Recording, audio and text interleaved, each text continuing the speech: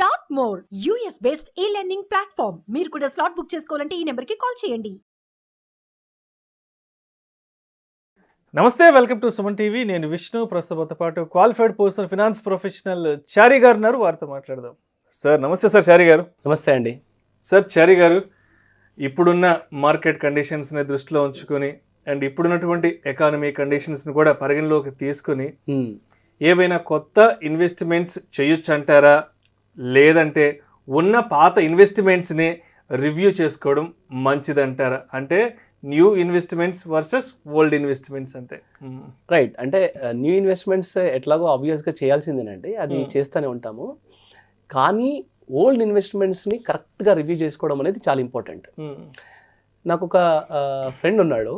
ఒక 2-3 ఇయర్స్ నుంచి mutual fund పోర్ట్ఫోలియోని rebalance చేద్దాము, మ్యూచువల్ ఫండ్ పోర్ట్ఫోలియోని రివ్యూ చేసి పెట్టమని వస్తాడు.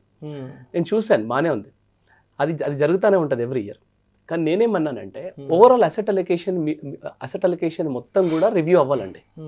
ఓన్లీ మ్యూచువల్ ఫండ్ రివ్యూ చేయడం కాదు. ఇది 90% ఆఫ్ ఇన్వెస్టర్స్ చేసే మిస్టేక్.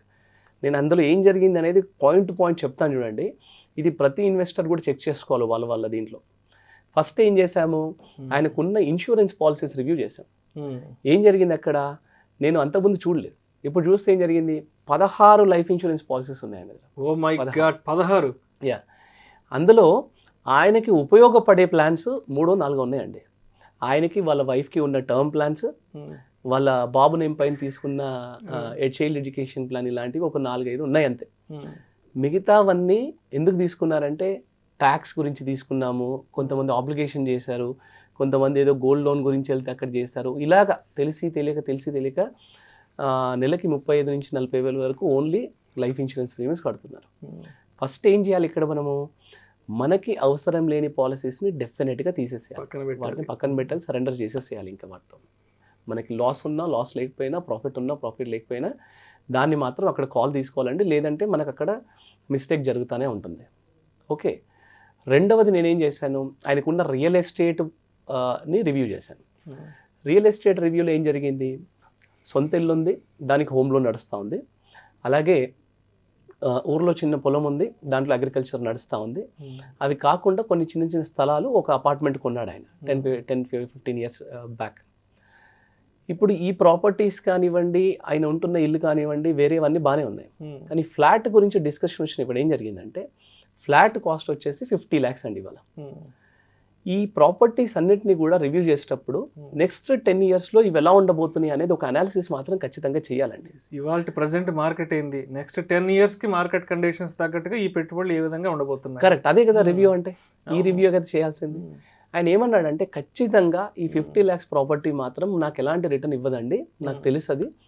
ఎందుకంటే కంప్లీట్ ఓల్డ్ అపార్ట్మెంట్, మనకి ఈ 50 lakhs నేను పెట్టిన ఏదైతే 50 lakhs ఇవాళ వాల్యూ ఉందో మ్యాక్సిమం ఇంకో 60 అవుతుంది వచ్చి నెక్స్ట్ 10 years, కానీ అంతకంటే పెరిగే ఛాన్సెస్ అయితే నాకు కనిపించట్లేదు అని అన్నాను. రెంట్ ఓవరాల్గా నేను క్యాలిక్యులేట్ చేస్తే ఎంత వస్తుంది, ఇయర్ మొత్తానికి కలిపి 3% రెంట్ వస్తుంది. నేను అన్నాను 50 lakhs మీరు యావరేజ్గా మళ్ళీ అది తీసి రియల్ ఎస్టేట్లో పెట్టినా, లేదా వేరే అదర్ ఇన్స్ట్రుమెంట్ మ్యూచువల్ ఫండ్స్ లాంటి దాంట్లో పెట్టినా, యావరేజ్గా మీకు 12% రిటర్న్ వేసుకున్నా నెక్స్ట్ 10 yearsలో 50 lakhs కాస్త 1.45 crores అవుతుందండి. మరి ఇది ఎందుకు రివ్యూ చేయట్లేదు దీన్ని అని అడిగాను. అలాగా 5 years నుంచి రివ్యూ చేయట్లేదు, 5 years నుంచి సేమ్ ప్రాపర్టీ రిటర్న్ అలాగే ఉంది, అండ్ నెక్స్ట్ 10 yearsలో ఆయనకి ఎలాంటి నమ్మకము లేదు.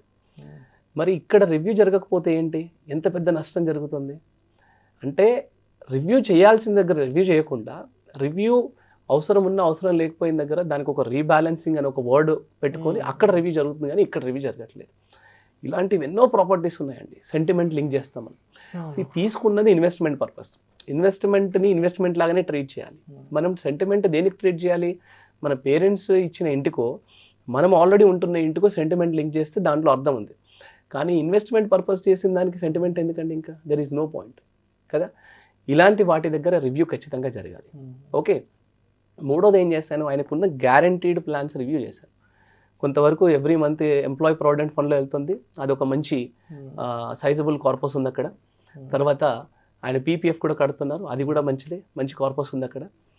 25 lakhs FDలో పెట్టుకొని కూర్చున్నారు. ఇది ఎందుకు పెట్టారు, ఎప్పటి నుంచి పెట్టారంటే గత 5 years నుంచి అలాగే ఉంది, అండ్ ఇది ఏదో ఊరికి ఏదైనా ఎమర్జెన్సీ ఫండ్ ఉంటుంది కదా అని పెట్టాను. ఎమర్జెన్సీ ఫండ్, గ్యారంటీడ్ ఇన్వెస్ట్మెంట్ బాగానే జరుగుతున్నాయి. ఎమర్జెన్సీ ఫండ్ అంటే ఏంటి, మనకి 6 months మాక్సిమం 6 months ఖర్చులు. ఒక ₹1,00,000 ఎవ్రీ మంత్ ఖర్చు అనుకున్నా, ఒక 6 months ఖర్చులు 7 months ఖర్చులు మనము ఎఫ్డీలో కానీ లిక్విడ్ ఫండ్లో కానీ పార్క్ చేయాలి. సేఫ్ సైడ్ లో పార్క్ చేసి పెట్టుకోవాలి. మిగతాది మీరు బాగా కన్జర్వేటివ్ ఇన్వెస్టర్ అయినా కానీ మీరు నార్మల్ బ్యాలెన్స్ ఫండ్లోనే పెట్టుకోవచ్చు. అది మీకు 9 to 10% రిటర్న్ వర్కౌట్ అవుతుంది. అలా కాకుండా ఎఫ్డీలో పెట్టుకొని కూర్చున్నారు, దానికి రివ్యూ లేదు. ఓకే, ఇక్కడ జరగాలి actual review. Okay, and 4th పాయింట్లో నేను ఏం చూశాను, చిట్టీలు కడుతున్నారు. 40,000 చిట్టీలు కడుతున్నారు. ఎప్పుడు లిఫ్ట్ చేస్తారో తెలియదు. అందులోంచి కొంతవరకు గోల్డ్ కొన్నారు, మిగతా డబ్బులని వేస్ట్ అయ్యాయి. అసలు ఎందుకు కడుతున్నారో ఒక పర్పస్ లేదు.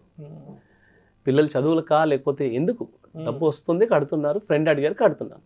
ఎందుకు కడుతున్నారు, మరి అక్కడ రివ్యూ జరగాలి కదా, అక్కడ జరగట్లేదు రివ్యూ. సో ఇక్కడ ఇన్వెస్ట్మెంట్ అనేది నేను ఎందుకు చేస్తున్నాను అనేది పర్పస్ లేకుండా ఇలాంటి రాంగ్ ఇన్వెస్ట్మెంట్సే జరుగుతాయండి. అసలు చిట్స్ అనేది స్టార్ట్ చేస్తే ఎందుకు స్టార్ట్ చేస్తున్నాం అనే పర్పస్ ఉండాలి. షార్ట్ టర్మ్కి నేను నెక్స్ట్ 1-2 yearsలో నేను ఒక కార్ కొనుక్కోవాలంటే దాని డౌన్ పేమెంట్ కావాలి, పర్వాలేదు వేయండి, నో ప్రాబ్లం. 1,00,000-2,00,000 డౌన్ పేమెంట్ కట్టుకోవాలి. ఈ 2 లక్షలకి నేను చిట్టి వేసాను, బాగానే ఉంది, పర్వాలేదు. అలా ఒక పర్టికులర్ గోల్ అంటూ ఉండాలి. లేదు నేను లాంగ్ టర్మ్కి ఇన్వెస్ట్ చేస్తున్నానంటే ఆబ్వియస్గా మ్యూచువల్ ఫండ్ SIPsలోనే బాగుంటుంది, అందులో ఇన్వెస్ట్ చేసుకోవడం బెటర్. ఇలాగా ప్రతి ఇన్వెస్ట్మెంట్కి మన దగ్గర ఉన్నవి, అది లైఫ్ ఇన్సూరెన్స్ పాలసీ అనుకోండి, గోల్డ్ ఇన్వెస్ట్మెంట్స్ అనుకోండి, మ్యూచువల్ ఫండ్ ఇన్వెస్ట్మెంట్స్ అనుకోండి, స్టాక్స్ ఇన్వెస్ట్మెంట్స్ అనుకోండి, రియల్ ఎస్టేట్ ఇన్వెస్ట్మెంట్స్ అనుకోండి, అస్సలైన రివ్యూ జరగాల్సింది రియల్ ఎస్టేట్ ఇన్వెస్ట్మెంట్కే. రిటర్న్ ఎక్కువ వచ్చినా అమ్మట్లేదు, రిటర్న్స్ ఏమీ రాకపోయినా అమ్మట్లేదు. That is the problem. Returns ఎక్కువ వచ్చేసాయి అనుకోండి, సాచురేట్ అయిపోయింది అనుకోండి, అమ్మాలి ప్రాపర్టీ. అది ఇన్వెస్ట్మెంట్ పర్పస్ కదా తీసుకుంది, దాన్ని రీబ్యాలెన్సింగ్ చేయాలి. మళ్ళీ రియల్ ఎస్టేట్ ప్రాపర్టీ కొన్నా పర్వాలేదు, లేదా మ్యూచువల్ ఫండ్లో పెట్టినా పర్వాలేదు, కానీ రీబ్యాలెన్సింగ్ అనేది అక్కడ జరగాలి ఖచ్చితంగా. ఓకే, మీరు అన్నట్టు ఇప్పుడు ఈ పోర్ట్ఫోలియో ఎగ్జాంపుల్ తీసుకుంటే ఆయన దగ్గర ఓవరాల్గా ఒక 1 crore పోర్ట్ఫోలియో ఉందండి. కరెక్ట్గా ప్లాన్ చేస్తే నెక్స్ట్ 10 సంవత్సరాలలో ఈ 1 crore యావరేజ్ రిటర్న్ 12% వేసుకున్న 3 crores అవ్వాలి. బట్ కరెక్ట్గా రివ్యూ జరగట్లేదు. ఆబ్వియస్గా చూస్తే మ్యాక్సిమం 1.5-1.7 crore కూర్చునేలాగా ఉందన్నమాట. మన దగ్గర ఉన్న అసెట్స్, మన దగ్గర ఉన్న ఇన్వెస్ట్మెంట్స్ ఇవన్నీ ఏంటంటే ఒక నిలిచిపోయిన వాటర్ లాగా ఉండొద్దు. నిలిచిపోయిన వాటర్ అయితే ఏమవుతుంది, వేస్ట్ అయిపోతాయి, మురికి పడుతుంది. ఫ్లోయింగ్ వాటర్ లాగా ఉండాలి, ఫ్రెష్గా ఉండాలి, దానికి రెగ్యులర్గా రివ్యూ జరగాలి. మన దగ్గర ఉన్న అసెట్స్ అన్నిటిని కరెక్ట్గా రివ్యూ చేసుకుంటే అదే మనకి చాలా ఎక్కువ డబ్బు క్రియేట్ చేస్తుందండి. ఓకే, ఇవన్నీ నేను ఎప్పుడు చెప్తా ఉంటాను, మళ్ళీ చెప్తానండి. డబ్బును సంపాదిస్తానే ఉండాలి. మనం ఊరికే కూర్చుంటే ఎంత ప్రాబ్లం అవుతుందో, మన దగ్గరున్న అసెట్స్ అన్నీ కూడా ఊరికే కూర్చుంటే అదే ప్రాబ్లం అవుతుందండి. డబ్బు ఎప్పుడే కానీ ఊరికే కూర్చోకూడదు, డబ్బును సంపాదిస్తూ ఉండాలి. అస్తమానం మనం డబ్బు గురించి వర్క్ చేయడం కాదు, కొన్ని సంవత్సరాలు మనం వర్క్ చేసిన తర్వాత, 10 సంవత్సరాలు 15 సంవత్సరాలు వర్క్ చేసిన తర్వాత ఆ 15 సంవత్సరాలు మనం క్రియేట్ చేసిన డబ్బు ఏదైతే ఉందో ఆ డబ్బు మన గురించి వర్క్ చేయడం స్టార్ట్ చేయాలన్నమాట. సో ప్రతి దానికి రివ్యూ జరగాలి. కొత్త ఇన్వెస్ట్మెంట్స్ కంటే కూడా ఎక్కువ ఫోకస్ ఉన్న అన్ని అసెట్స్ రివ్యూ మీద పెట్టామనుకోండి, డెఫినెట్గా చాలా వెల్త్ క్రియేట్ అవుతుందండి. కొత్త ఇన్వెస్ట్మెంట్స్ ఎలాగో జరుగుతాయి.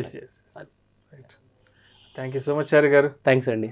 ఇప్పుడున్న మార్కెట్ కండిషన్స్ని, ఎకానమీ కండిషన్స్ని దృష్టిలో పెట్టుకొని కొత్త ఇన్వెస్ట్మెంట్స్ ఎంతవరకు చేసుకోవచ్చు, అదేవిధంగా పాత ఇన్వెస్ట్మెంట్స్ని ఏ విధంగా రివ్యూ చేసుకోవాలి అనే అంశం గురించి మీ విశ్లేషణ చాలా చక్కగా తెలియజేశారు. Thank you so much sir. Thanks అండి. నమస్తే. సుమన్ టీవీలో మీ పర్సనల్ అండ్ బిజినెస్ ప్రమోషన్స్ కోసం కింది నెంబర్కి కాంటాక్ట్ చేయండి.